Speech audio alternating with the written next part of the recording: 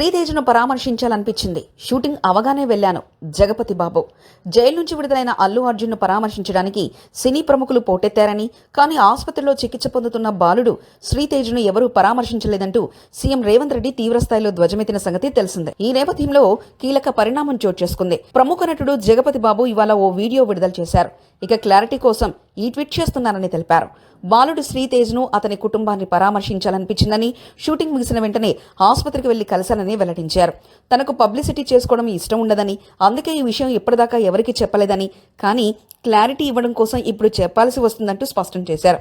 ఈ దురదృష్ట ఘటనలో బాధితుడైన శ్రీతేజ్ను అతని తండ్రిని సోదరుని చూడాలనిపించిందని, పలకరించాలనిపించిందని జగపతి బాబు వెల్లడించారు.